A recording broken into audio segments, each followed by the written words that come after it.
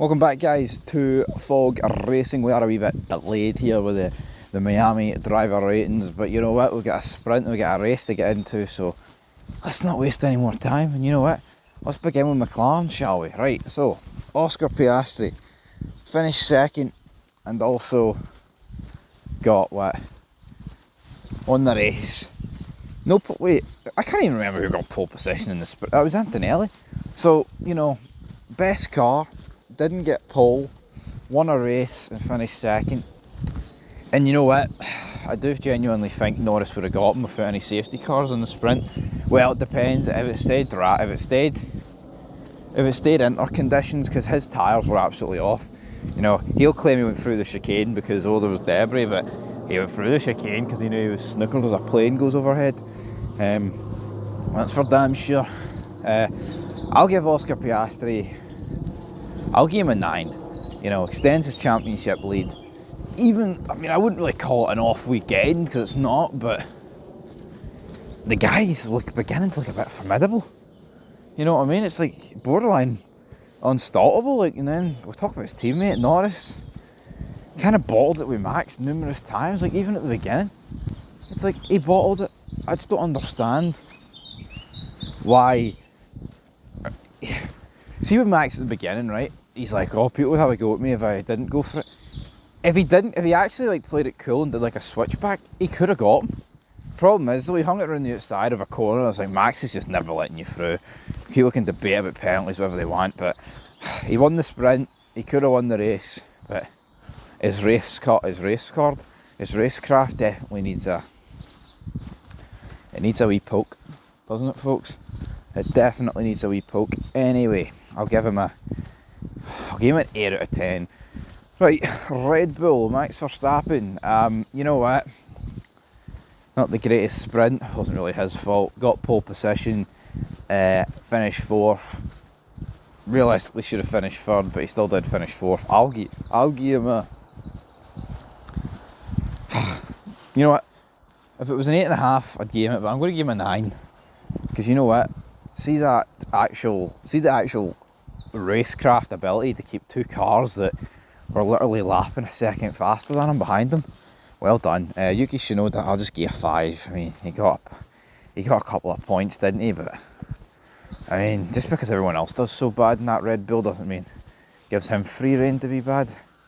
You know what I mean? Anyway, right. Mercedes. Kimi Antonelli grabbed a pole. Was quite unlucky. I'm going to give Kimi Antonelli. What am I going to give Kimi Antonelli? I am going to give Kimi Antonelli going to give him an 8, man. Like, the sprint wasn't really his fault. He did get pole in it, right? And then in the actual race, it just kind of fell away. You know, he finished 6th behind the Williams. So, actually, you know, I'm going to give him a 7, actually. The race wasn't all that made out to be, wasn't it? No. Russell had I think Russell was really poor in terms of pace, but he managed to maximise the result.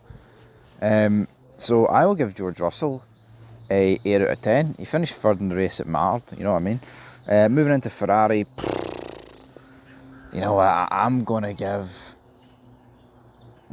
Hamilton a 7 and I'll give Leclerc a 5. He did put it in the wall, treacherous conditions, but there's no real need to send it in there, you know what I mean? So that'll wrap up both Ferraris. Hamilton got 3rd in the sprint. The race and quali were bogging, but you know, and you have to give Hamilton credit, right, for finishing 3rd in the sprint. But if you actually look at the context of it, right, and you actually break it down and you be fair, the guy was getting, you know, Alonso and Albon were all over the back of him. And for once, Ferrari get the strategy right, and you know what? Give credit to Hamilton, he wanted the soft tyres, but there's a scenario in that sprint where Hamilton doesn't even get any points, but you could argue that about any driver, couldn't you? Right, moving in to Aston Martin, tale of two drivers. Well, from a sprint's perspective, because the actual race was disgusting. We'll kick off with Lance Stroll. Where did he finish, Lance Stroll, in the end? P5? Was it P5 or was it P6? It was... Anyway, I think it was P5. I'll give Lance Stroll a 7 out of 10. Because I think picking up 3 points in that Aston Martin is downright insane, I'll be honest, man. I think that's fantastic. And he locked it, right? It was just a gamble with the strategy, but got to keep it on track. Moving into his teammate, right, Fernando Alonso. Oh, how different this grade could have been, because like we've said in the sprint review and all that, Alonso wanted to pit before Hamilton pitted, and if he does and he put on the softs, man, he probably finishes third. But that's just wet races for you. And you know what? He was probably going to finish behind Stroll anyway, because Aston Martin, he was the last guy to pit for Inters, which is just an absolutely ridiculous decision, and it left them completely vulnerable to like Lawson, Shinoda, and I think it was Berman, who had their tyres fired up. But again, he got completely wiped out for no reason.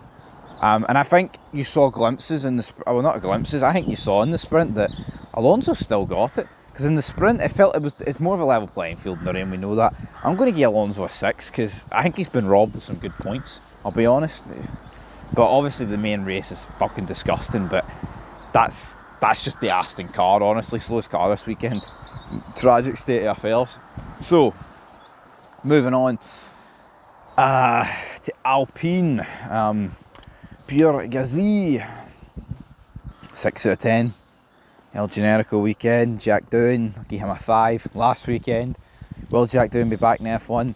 No, I've seen a lot of people on the YouTube talking about Jack Doohan, P1 and Matt and Tommy, basically saying that, you know what, well, sort of the opinion was split. Matt was saying he shouldn't have been fired, Tommy was saying yes, and then they were kind of like, you know what, he should probably just accept that getting like 5, 6 races in F1 was as good as it was ever going to get for him. And I can respect that opinion, because that's probably true. Yeah, Jack Doohan, it'll hurt right here, right now, but realistically, the only reason he got the Alpine seat is because no one else wanted it. And now, with, you know, I must say things are looking better for Alpine, because they are a bit of a shit team, but I don't know, they've signed Colapinto, and he's better than Doohan. That's just the reality of it. Moving on, we've got Haas. I mean, Ocon did really well to actually finish. They got a good qualifying. So I'll give Ocon a 6, and I'll give Berman a 5. But yeah, nothing weekend. Kick Sauber. Bortoletto. I'll give Bortoletto a 7. I'll give Hulkenberg a 6. Bortoletto retired. He was unlucky, man. Good qualifying, looking good throughout the weekend. Hulkenberg was alright as well. What's that leave us? I can't even think of our team. What's our team? Racing Bulls. Well, what happened to them? Again, very anonymous. Liam Lawson just taking people out, being involved in drama. I'll give a 5 out of 10. Isaac Hadjar, didn't really do an awful lot wrong at the same time, but didn't really do an awful lot right at the same time. So I'll give Isaac Hadjar a 6 out of 10. And that leaves us with Williams, I believe, is the only team left on the grid. Alexander Albon, he gets the only 10 for me. You know, finished 4th on the road in the sprint. Got the disqualified. He got a 5-second time penalty because safety car infringement. Really unlucky. And then the race he finished 5th, and not because of luck, because of merit, folks. You know what I mean? Got past both Ferraris, overtook Antonelli, and the podium positions of Russell and Verstappen battling for the final one. They weren't even a million miles away. Like, a really good weekend for Williams. But what I would say is, it's almost like Mercedes, Red Bull, and Ferrari took an extra step back from McLaren and ended up into like the jaws of Williams. Because if you think of it, Williams have been nowhere near. I mean, this could just be a track, right, that suits Williams, and it's got a lot of long straights, and maybe the corners suit them and all that stuff. But to me, it's still very weird how like all the other teams were nowhere near